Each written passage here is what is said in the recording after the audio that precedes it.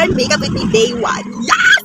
So today is mag-aaral na ako. Ito yung first day na mag-aaral ako kung paano mag-makeup dahil hindi pa talaga ako marunong mag-makeup. Diba? Yung mga get ready with me ko, ano yan? At least may content talaga si Gigi. So, okay. So first, syempre, alam nyo ba, bakit gusto ko matutong mag-makeup? Dahil hindi ko po afford ang mag-makeup. Yes, hindi ko siya afford. So every event na kailangan naka-makeup, wala. Nasasayang siya kasi girl, hindi ko siya nai-enjoy kasi wala akong makeup. Ganun. Hindi ako sumasali kasi, ay, gastos na naman yung pag-makeup. And never pa ako nakapag-makeup talaga. Like, never akong nagpa-makeup sa kung sino-sino. I mean, kung sino-sino, pang makeup artist, alam mo yung binabayaran. Never pa ako nakapag-makeup doon. Kasi nga, hindi ko siya afford. Kaya, hindi ako nagpa-makeup. Kasi, ang mahal doon, parang 500 ata. Hindi ko sure. Pero, ayun. Kasi, like, lahat, kahit graduation ba, like, graduation ko lang mga makeup, gano'n. Hindi ko alam kung okay yun. Pero, I mean, hindi ko alam kung ano siya. Like, okay lang kasi mas natural. Diba? Girl, hindi ko man lang na-experience yung gano'n, yung magpa-makeup ako sa graduation ko. Like, since elementary to high school, like, last year, girl, kahit pictorial namin, hindi ako nagpa-makeup. Ako lang. Kung ano lang yung kaya ko, eyeshadow, blush, o tapos mascara ka, o ano yung pinaka-basic sa akin. Ngayon, mag-aaral tayo kung paano mag-makeup. Dahil, para next graduation ko, so graduate ka pa ba, is, hindi ka na talaga kailangan mag-uga-uga, maghanap ng makeup artist na mura. And, girl, today is year, ang makeup ay normalize na yun siya. Like, normalize na mga tao mag-wear ng makeup. Yeah, hindi ko mapag-iwanan. Diba? And alam niyo, lately kasi lahat ng dumadaan sa NYC ko or sa YouTube, sa newsfeed ko, mga makeup artist, mga makeup content creator, beer. So, natutuwa ako, may mga tips sila na binibigay, gano'n. So, ngayon, meron tayong mga gagawin. Anyway, tapos ko na yung skincare ko, which is dapat yan yung nauna. Then, second is bronzer. Hindi ko alam kung ano ba talaga yung pagkakasunod-sunod dapat. Pero, sige, bronzer na lang muna. So, dito, yung bronzer ko, light color siya, hindi siya dark. So, hindi siya napapansin masyado. Kita niyo yan? Hindi siya napapansin. Eh, parang wala lang siya. Ang shade ko talaga shade. Tapos dito sa ilong. Okay, ang gagawin natin sa ilong natin, dito, dito sa down. Tapos, dito sa taas nila, like, gawa ko ng parang screw sa. So, ang ilong ko ay hindi siya nakakaya ng bronzer, gano'n.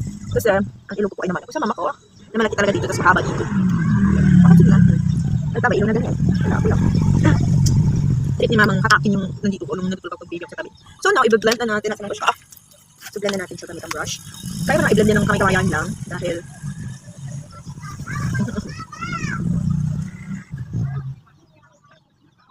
dati, alam niyo ba nung event sa, lapit minutes na. Yung event na English Fest is, ako lang din nag-makeup sa sarili ko. Pero yung dating ko doon, aminin mo, ang ganda nun. So, after blending it, pag-blush na tayo, alam niyo ba, at ako nag-start ng ganito. Dahil, meron akong biniling makeup. Magkakaroon na ako ng blush, hindi na ito yung gagamitin kong blush. Alam niyo ba, pinagamit ko ito sa friend ko when there's an ending meet. Nag-ending meet kami, tapos nagkamay kami. Then may dumaan doon na pretty girl na naka-makeup.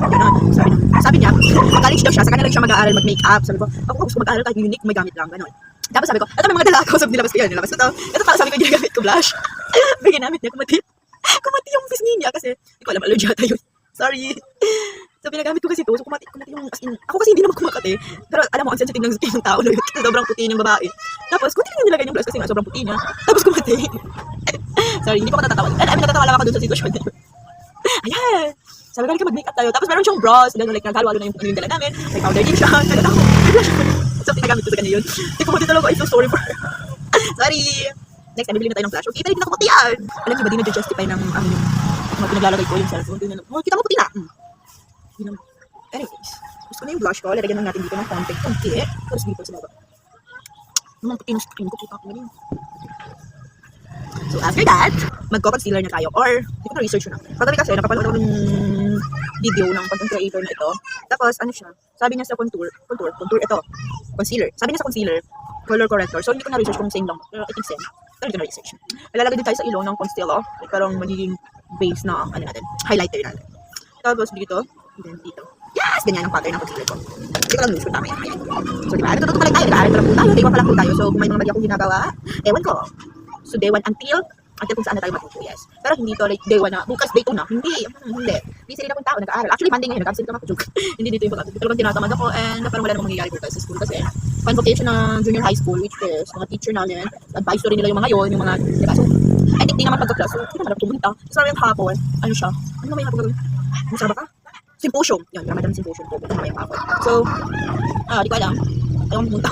Actually, dahil ewan, tinatamad na ako since nawala yung mga friends ko. Pero hindi nakaka-excite pumunta ng mga event sa school. Kasi wala naman akong kasama, naboboard lang ako.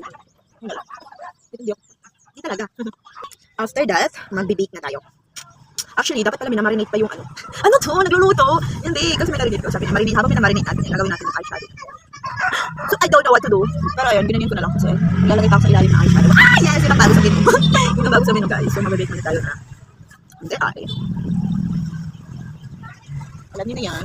After na ng concealer, dapat nag-bake ka. Yun ang stages ng makeup ko. Ewan ko sa inyo, ano yung stages ng... Ay na lang. Wala pa akong sinusundan na tutorial. Kung ano lang yung nakasanayan ko, yun na yan. Tapos dito. Sa baba. And then dito sa... May taas ng... Kung saan nilagay yung concealer, pera na lang dito sa ilo. Yun ka rin mag-bake din. Tama yan. Tama yung ginawa ko. Kunti siya. After baking, proceed na tayo sa eye makeup. So, alam niyo ba yung binili ko? Eye makeup palette siya na may blush na may highlighter na may contour. Diba? Oh, yun. Kasi nag-iipon talaga ako sa mga paparating na parts. Kaya sobrang tipid-tipid ang ante mo. Okay, base muna, base. Base muna ito, base. Basic! Ganun. Ganun tayo mag-bake. Basic lang kasi all over the, ano lang, yung pwede nituruan kasi alam kung masarunong ba kayo eh. Yung base ng eyeshadow natin is dapat all over your eyelid. Like lahat, yan, lalagyan mo ng base, okay? Next, kuha ka ng mas darker color. Ay, nagtuturo na siya! Hindi ako nagtuturo. Dito mo lang siya ilalagay dito lang. Tapos ganyan, ikot mo yan. Tapos iganon mo. Ganon! Kami yan! Hindi kami yan! Ganyan ang gagawin mo. Isa pa. Ikot, chum. Ganon! Saan kinatutunan yan? Hindi ko alam. Basta madami nang gumagawa niyan. Tapos dito, ikot, chum. Di ba? Di perfect? Ikot, chum. Bless. Ichika naman na naman yan. Oo, piling mo ichika na ko ito nakita. Kilala na siya. Siyempre, sikat pa yun sa'yo eh. Ayan, tapos na siya. So, syempre, hindi pa tapos. Hindi pa pala tapos. Hindi pa tapos. After nyan, kukuha ka ng shimmering. Walang kung gagana pa. Pero ito goldy na lang. Kasi mas highlighted siya. Dito lang sa pagka dito. I mean, dito ka. Ganyan. Ganon. Para may buhay man lang din siya. Diba? Diba ganda? Oh. And yes, nandito na tayo sa favorite part ko. Kasi bago ko lang natutunan. Like, kahapon lang. Practice ako ng video kahapon. So, ang natutunan ko kahapon ay kung ano yung nilagay mo sa taas, ilalagay mo rin sa baba. Ano yun? Diba ito yung ginamit ating pang base? So, ayan. Dito lang din sa baba. Like, ayan. Ganyan mo yan. Sorry na kung nakanganga ako. Takpan ko na lang. Ayan. Diba? Base na dito.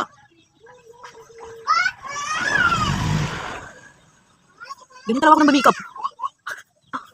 Lalo na sa mata.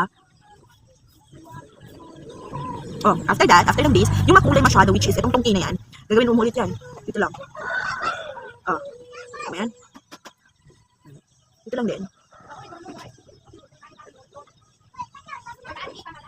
Kaya mo yan. Tapos, highlighter, kung ano yung nilagay mo dito sa taas. Dito mo lang dito lalagay. Yung kuko ko ang haba. Hindi siya nakikita sa video, but...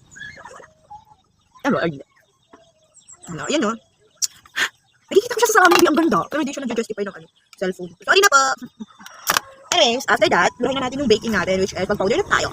Gamitin ko ulit yung ginamit ko ito brother. Yan.